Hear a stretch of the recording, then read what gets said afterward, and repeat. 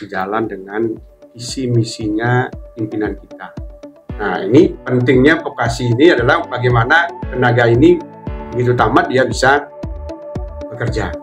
Dengan sekolah di PDSKU Karangasem ini banyak hal kemudahan yang dapat didapatkan.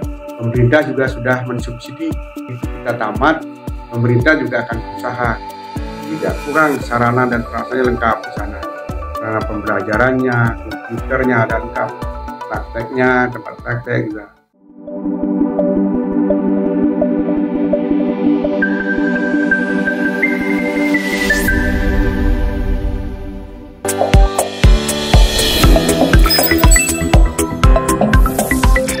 Berkaca, bersama kita bicara. Halo, apa kabar semua? Podcast episode sebelumnya dipandu oleh host-host yang gak kalah keren nih. Nah, podcast episode 23 kali ini bersama saya Trisha di podcast Berkaca, bersama kita bicara. Senang sekali dapat menyapa kembali Sobat Politeknik Negeri Bali dalam podcast yang episode ke-23. Selamat datang di podcast Berkaca yang menjadi wadah untuk bersama kita bicara mengenai berbagai hal, seperti dinamika kampus, profiling, serta sisi humanis yang dikupas tuntas di sini. Di episode 23 kali ini, kita akan mengupas tuntas mengenai kemitraan pendidikan vokasi Kabupaten Karangasem dengan Politeknik Negeri Bali. Nah, saat ini kita sudah kedatangan tamu yang spesial sekali. Beliau merupakan asisten pemerintahan dan Kesra Setda Kabupaten Karangasem. Keren banget ya guys. Yuk, sapa tamu kita.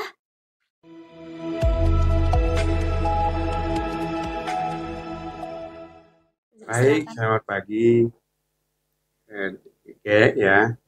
Saya mengucapkan terima kasih atas undangannya hari ini. Saya kebetulan tugas di Pemda ya bersama Iwayan Purne ya, yang sehari-hari bertugas di Pemda Sekretariat Daerah adalah sebagai asisten pemerintahan dari Kesra. Kebetulan asisten ini membidangi terkait dengan mengkoordinasikan terkait dengan pendidikan juga dalamnya. Oke Bapak, terima kasih atas perkenalannya. Baik, kita langsung saja ke pertanyaan pertama, yakni apa sih Bapak yang melatar belakangi kerjasama antara Politeknik Negeri Bali dengan pemerintahan Kabupaten Karangasem dengan mendirikan kampus PSD Kuniking, Bapak? Baik, terima kasih. Jadi sebenarnya sejarah panjang ya untuk PDSKU Karangasem. Ya. Pertama memang sejalan dengan visi misinya pimpinan kita. Pak Bupati begitu dia mencalonkan sebagai bupati, beliaunya punya janji-janji ya, yang janji-janji itu dituangkan dalam visi misi. Nah, visi misi inilah yang setelah dia terpilih kemarin dia wajib harus membentuk menyusun RPJMD yang diambil dari visi misi bupati yang terpilih. Kebetulan salah satu visi misinya adalah membangun sumber daya manusia yang capable dan berdaya saing internasional. Nah, ini yang harus diterjemahkan. Nah, oleh karena itu terkait dengan pembangunan SDM di Karangasem sebenarnya banyak tantangan. Ya, satu, Karangasem itu kan daerah terbelakang. Ya, kedua, Karangasem itu memang IPM-nya rendah. Yang di IPM itu salah satu penyebabnya adalah tingkat partisipasi masyarakat terhadap pendidikannya masih rendah. Waktu itu masih rata-rata 6 tahun. Kalau 6 tahun kan rata-rata pendidikan SD. Iya. Gimana orang pendidikan SD bisa untuk meningkatkan SDM-nya yang capable ini yang sulit. Nah, oleh karena itu, karena ini sudah masuk dalam dokumen perencanaan di daerah, wajib hukumnya harus ditindaklanjuti. Nah, oleh karena itu, satu-satunya pendidikanlah yang harus mendapat peningkatan. Peran pendidikan sangat dibutuhkan. Dibutuhkan kaitannya dengan lembaga-lembaga pendidikan. Nah, tantangannya juga, pendidikan itu kan tanggung jawab sudah terbagi, ya. Pemerintah daerah hanya sampai di tingkat SMP, ya. Kan tidak mungkin kita akan mengambil alih ke perguruan tinggi. Nah, oleh karena itu tingkat SMP, provinsi, tingkat SMA. Kalau SMA masih kita bisa koordinasikan lah dengan ya provinsi. Tapi untuk perguruan tinggi kan kewenangan pusat. Inilah yang hambatan kita. Nah, oleh karena itu terkait dengan bagaimana meningkatkan ini, karena mau tidak mau harus kita tindak lanjuti, harus kita wujudkan visi misi yang tertuang dalam RPJMD itu, sehingga kita akan melihat potensi yang ada. Memang potensi yang ada di Karangasem itu memang perkembangannya di bidang pariwisata. Ya banyak memang anak-anak kita yang di sana adalah melalui pelatihan-pelatihan singkat. Nah, ini kan memang bisa dipergunakan untuk bisa bekerja, tapi daya saingnya kan masih rendah. Oleh karena itu ini bagaimana kita bisa ada universitas. Inilah keputusan pimpinan kami, sehingga kalau kita dulu pernah kita mau membentuk mengusulkan universitas, tidak mungkin karena persyaratannya sangat ketat. Oleh karena itu kita melirik dengan pangsa pasar yang ada di Karangasem, karena perkembangan pariwisata, itu juga perusahaan-perusahaan juga sudah melirik ke Karangasem, sehingga ini bagaimana kita bisa membangun universitas yang negeri yang ada di Karangasem. Kalau swasta ada, tapi negeri belum ada. Nah, oleh karena itu kita meliriklah dengan politeknik. Kita sepakat, nah, akhirnya kita komunikasi politeknik ini dengan Pak Direktur juga berkunjung ke Karangasem, Bupati kami juga pernah berkunjung ke sini, akhirnya deal. Jadi kita sepakat sehingga kita membuat MOU sekaligus untuk bagaimana bisa mendirikan politeknik di Karangasem. Itu yang sebenarnya yang kita mengawali latar belakang kita untuk PDSKU di Karangasem. Berarti tadi saya dapat jawaban dari Bapak, yakni pentingnya PSDQ di sini yaitu untuk mewujudkan visi misi dari pemerintahan. Nah, saya mau nanya Bapak, bagaimana sih pentingnya pendidikan tinggi vokasi nih di Karangasem, Bapak? Yang sebelumnya kan Bapak tadi bilang katanya banyak sekali ada tantangan nih, Pak. Apa sih yang membuat kampus ini tuh penting di sana gitu? Baik, terima kasih. Tadi sudah saya sedikit singgung ya terkait dengan potensi Karangasem. Yang paling menjanjikan sudah kan di bidang pariwisata. Ya. Banyak anak-anak kita itu yang hanya pelatihan saja bisa ke luar negeri. Kan banyak masyarakat kita. Ada juga sekarang berkembang pariwisata kita di Karangasem. Nah, bagaimana menciptakan peluang kerja yang di sana itu, tapi harus disiapkan tenaga-tenaganya. Nah, inilah yang harapan kita, vokasi itu kan memberikan pelatihan langsung pendidikan. Jadi begitu tamat, dia sudah bisa kerja, ya. Bukan mengecilkan universitas yang lain, karena sifatnya pendidikan umum, saya kira masih perlulah pelatihan. Kalau ini vokasi ini sudah real, sudah bisa begitu tamat dia bisa bekerja. Nah, karena di Karangasem itu satu tantangannya adalah kaitannya dengan sumber daya manusianya kan besar, ya. Tadi sudah saya sampaikan IPM-nya rendah, tingkat partisipasi rendah, kemampuan masyarakatnya rendah. Kalau kita dorong untuk dia kuliah ke luar, ya, seperti misalnya kalau di sini ada politeknik bisa kita, tapi kan pengeluaran masyarakat atau pengeluaran adik-adik kita kan tinggi sekali. Ini yang tidak bisa diikuti. Sehingga bagaimana kita bisa mendekatkan ke Karangasem. Nah, sehingga dengan adanya nanti walaupun hanya misalnya di D3 gitu ya, D3 itu sudah cukup. Ya. Kita dapat pelatihan, dapat pendidikan formal lagi, ini bisa dimanfaatkan tenaganya. yang ada di Karangasem, sedang berkembangnya di pariwisata. Nah, ini pentingnya vokasi ini adalah bagaimana tenaga ini begitu tamat dia bisa bekerja.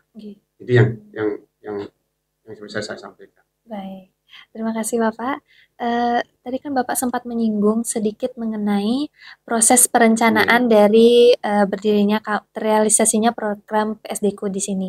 Nah, apakah Bapak berkenan untuk menceritakan lebih detail sedikit mengenai prosesnya? Baik, nah ini sejarah panjang yang saya sampaikan ya. Kebetulan saya sendiri ditunjuk sebagai ketua tim di Karangasem Sunda itu. Nah, setelah kita deal dengan Politeknik ya, kalau tidak salah ada kunjungan Dirjen Dikti ke sini. Itu akhir kesepakatan kita. Dirjen Dikti ke sini sehingga pimpinan kami, bupati kami diundang ke sini. Di sanalah ada deal-dealnya untuk mendirikan. Nah, sehingga kita sepakat dengan kesepakatan itu ini harus ditindaklanjuti dengan satu MOU. Sudah kita tindaklanjuti. Begitu juga kita membuat tim masing-masing di Politeknik membuat tim. Kami pun juga di Karangasem membuat tim untuk bagaimana bisa mengkomunikasikan biar lebih cepat selesainya.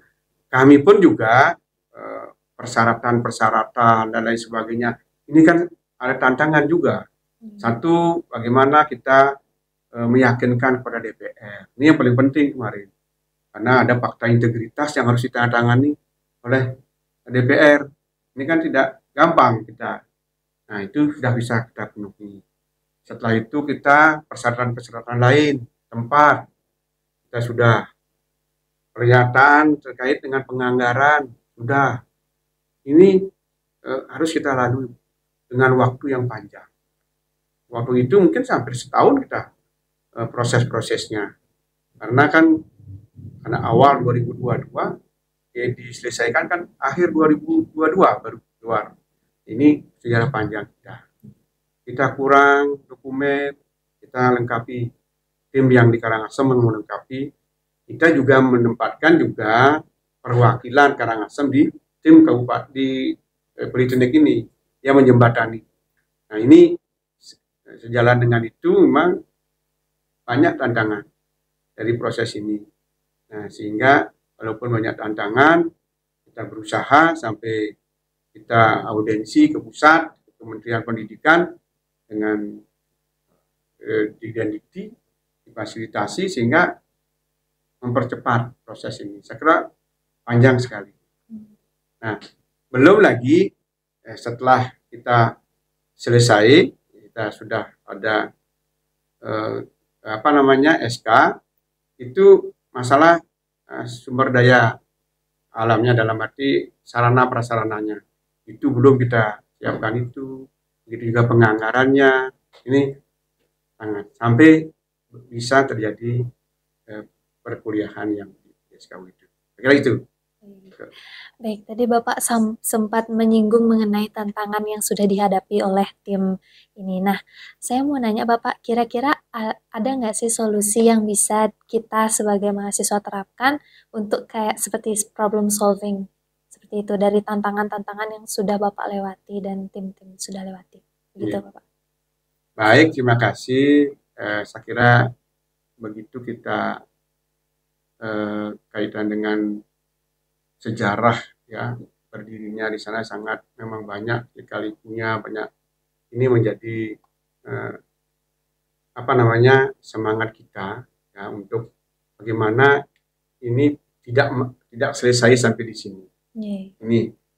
Nah, sehingga tantangan-tantangan yang kemarin kita sudah lalui, kemungkinan yang akan datang juga ada tantangan.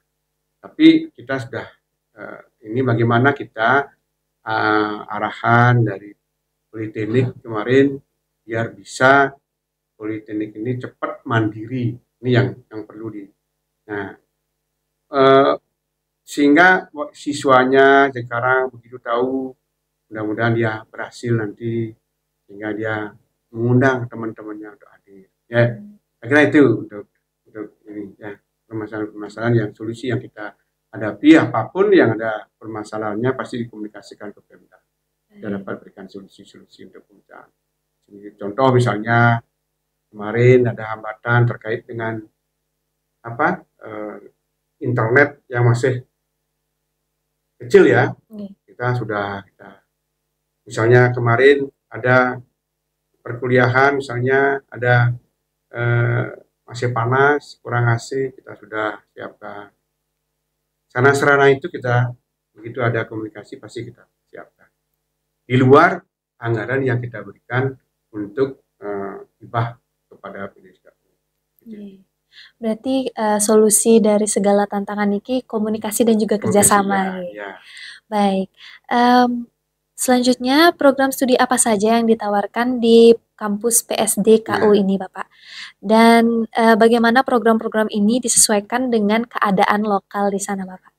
Baik, terima kasih. Begitu kami dapat koordinasi ke Politeknik, yang linier ke Politeknik itu sebenarnya yang kita waktu kemarin adalah di D3 pariwisata. Nah, karena ini sudah di Politeknik ini sudah akreditasinya sudah memenuhi syarat.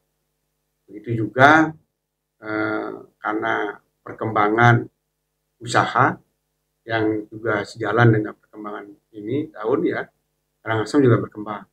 Makanya memerlukan tenaga di administrasi bisnis. Nah, ini yang kedua. Sebenarnya masih ada yang mau kita kembangkan di pertanian, tapi belum bisa dijawab belum bisa dibantu oleh Politeknik. Nah, tapi itu yang sebenarnya diharapkan.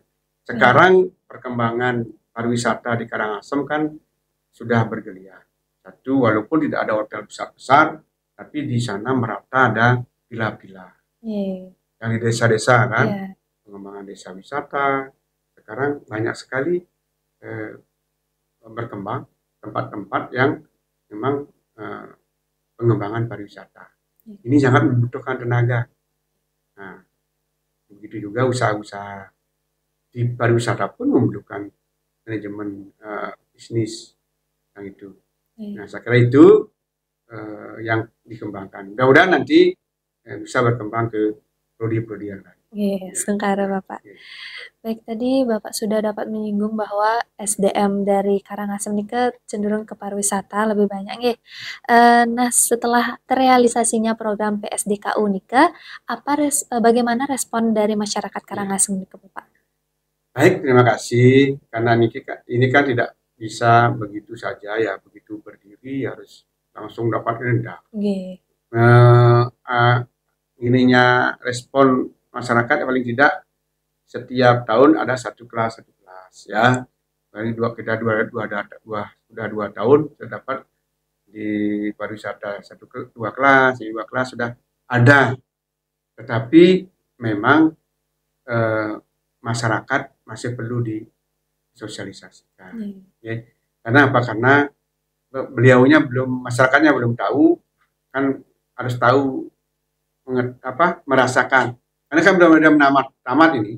Karena begitu kita tamat 1 tahun yang akan datang, saya kira animonya pasti akan berbeda lagi responnya. Tapi sekarang sudah ada merespon. Nah, ini terbukti sudah dapat walaupun hanya 1 kelas. Saya kira itu. Berarti antusiasmenya itu meningkat setiap tahunnya ya Bapak ya. Keren sekali. Jadi saya mau bertanya terkait sudut pandang dari pemerintahan Kabupaten Karangasem, apa dampak terbesar dari keberadaan kampus PSDKU ini terhadap peningkatan kualitas SDM di Karangasem nih ke Bapak? Baik, terima kasih. Tadi sudah saya sampaikan karena SDM kita kan masih rendah, tingkat pendidikannya masih rendah. Nah, sekarang dengan adanya ini masyarakat kita sudah ada animo untuk masuk sehingga bisa meningkat. Dan sudah tentu kemarin hanya baru di tingkat SMA, SMK gitu. Tenaga kerja kita sekarang sudah nanti kita harapkan sudah ke diploma 3 lah, ya. Terus itu kita dampak kita di pemerintah Karangasem, harapan kita nanti itu tidak hanya orang Karangasem yang seperti Karangasem. Kalau orang Karangasem kan dampaknya sudah positif sekali. Karena apa? Karena dia tidak keluar lagi, tidak mengeluarkan uang pemondokan, ya, cukup tinggal di rumah, ya bisa kuliah di waktu-waktu senang yang tidak kuliahnya bisa dia membantu orang tua, kan banyak manfaatnya. Nah, harapan kita orang luar sehingga nanti itu bisa masuk ke Karangasem, sehingga dampaknya itu sangat signifikan sekali terhadap perekonomian di Karangasem. Kan orang misalnya orang Gianyar kan pasti tinggalnya di sana nanti di Karangasem. Kalau tinggal di sana kan kebutuhannya kan disiapkan di sana. Ini yang bisa meningkatkan ekonomi masyarakat. Jadi dari sisi pemerintah sangat mengharapkan ini, meningkatkan ekonomi masyarakat kita. Beda memang kalau tidak ada kampus, dengan kampus memang beda perekonomiannya. Sekarang sudah nggak menggeliat. Baik, terima kasih Bapak. Mungkin ada cerita sukses atau inspirasi dari mahasiswa di kampus PSDku ini yang kini bisa mengakses pendidikan tinggi di kampus di PSDku, Bapak. Baik, terima kasih. Kebetulan kami memang sering ke kampus, ya. Memang juga ada kebetulan tetangga ada orang tuanya. Memang nggak mampu dia. Ditanya syukur dia ada kampus di Karangasem, dia bisa kuliah. Apalagi dari sisi pembiayaan, ya kita subsidi dan dari APBD kita usulkan dari kampus juga mengusulkan ke pusat untuk mendapat beasiswa bidik ini, sehingga dia sama sekali tidak keluar biaya. Ini sangat-sangat bersyukur, ya, mengucapkan banyak terima kasih kepada pemerintah daerah Karangasem untuk bisa membantu katanya dengan adanya PDSKU di Karangasem. Berarti cerita dari mahasiswa tersebut yang meningkatkan semangat pemerintah ya Pak. Ya. Berarti tadi Bapak menyinggung bahwa program PSDKU ini tidak dipungut biaya sama sekali nih Bapak. Memang dari ini ada yang memang tapi kita subsidi. Tetapi ya ada memang yang betul-betul gratis karena kita arahkan mendapatkan beasiswa. Ada subsidi kita, ada beasiswa dari pusat, sehingga betul ada juga yang gratis. Walaupun tidak semua. Berarti itu dari semester 1 hingga pelatihan nanti ya Bapak ya? Iya. Sangat membantu sekali itu. Lanjut, apa harapan Bapak terkait keberlanjutan kerjasama ini di masa depan dengan Politeknik Negeri Bali, Bapak? Baik, kita ingin berkelanjutan untuk Politeknik ini. Nah, sudah tentu ini akan berlanjut apabila dirasakan oleh masyarakat. Dan sudah tentu nanti karena ini belum ada yang menambahkan, begitu ada tamat nanti pemerintah berkewajiban untuk membantu tamat ini untuk mengakses pekerjaan. Kalau tahu oleh masyarakat bahwa tamat di Politeknik Karangasem dapat kerja, saya kira ini akan merangsang untuk kuliah di PDSKU. Jadi semakin banyak PDSKU ini mahasiswanya, semakin bagus, akan mandiri, apalagi bisa mandiri. Ini harapan kita nanti bisa, walaupun tidak bisa menyaingi di sini misalnya, paling tidak mandiri dia, ada sekolah di PDSKU Karangasem. Nah, sehingga ini bisa berkelanjutan. Nah, maksud pemerintah Karangasem kan lebih cepat mandiri, sehingga bantuan hibah mungkin bisa kita kurangi. Walaupun demikian sekarang tetap kita akan menganggarkan. Terbukti 2025 juga kita anggarkan untuk pendanaan daripada PDSKU yang di Karangasem. Tetapi untuk pengembangan lebih lanjut PDSKU ini memang harapan pimpinan kemarin ada menambah prodi. Harapan kita bisa nambah prodi lagi apabila sudah nanti menamatkan animonya ini adalah bisa seperti misalnya pertanian, apa yang mungkin linier yang ada di poliklinik ini. Sehingga itu bisa kita kembangkan di Karangasem lagi. Sehingga tidak terbatas hanya 2 prodi. Saya kira itu untuk ke depan. Baik, terima kasih Bapak. Teks selanjutnya yakni apa pesan yang ingin Bapak sampaikan kepada masyarakat Karangasem, terutama yang ingin melanjutkan pendidikan ke PSDKU di Karangasem, Bapak? Baik, terima kasih. Saya mengimbau ya kepada masyarakat yang ada di Karangasem, terutama anak-anak. Ya, pemerintah sudah memfasilitasi cara pendidikan yang ada di PDSKU Karangasem. Ya, mohon bisa dilihat, bisa sekolah di sana karena dengan sekolah di PDSKU Karangasem ini banyak hal kemudahan yang didapatkan. Satu, anak-anak ada di Karangasem sekolahnya dekat, ya tidak meninggalkan kampung bisa. Kedua, pemerintah juga sudah mensubsidi, jadi biayanya pasti akan lebih kurang dari di luar. Nah, ke depan juga nanti begitu kita tamat, pemerintah juga akan berusaha untuk mencarikan pekerjaan, untuk mengalokasikan tenaga-tenaga ini ke perusahaan-perusahaan, terutama perhotelan yang ada di Karangasem. Ini sudah komitmen pemerintah daerah. Nah, saya kira itu mudah-mudahan nanti adik-adik melihat, kalau tidak lihatlah proses perkuliahan di PDSKU yang kita miliki. Tidak kurang sarana dan perasaannya lengkap di sana. Sarana pembelajarannya, komputernya ada lengkap, prakteknya, tempat praktek juga sudah kita ada. Oleh karena itu tidak kalah dengan sekolah-sekolah yang lain. Saya kira itu untuk himbauan kami kepada masyarakat. Baik Bapak, terima kasih atas pernyataannya. Dan apakah Bapak berkenan untuk memberikan kita quotes inspirasi supaya kita sebagai mahasiswa melihat Bapak sebagai tokoh inspiratif seperti itu, Bapak? Baik, terima kasih. Jadi kita sebagai warga negara, ya sudah tentu kita memberikan hak pendidikan. Ya, bagaimana kita mengakses pekerjaan. Ini jangan sebagai mahasiswa ya kecil, jangan nanti tamat mau kemana, yang nanti kita tingkatkan pendidikan kita, kemampuan kita, dan apalagi dari segi kemampuan melaksanakan tugas, sehingga kita walaupun tidak ini pasti akan dicari oleh pekerja-pekerja karena sudah teruji ya sebagai mahasiswa. Nah, jangan kecil hati mahasiswa, karena nanti mau kemana kita kalau sudah kuliah, jangan demikian.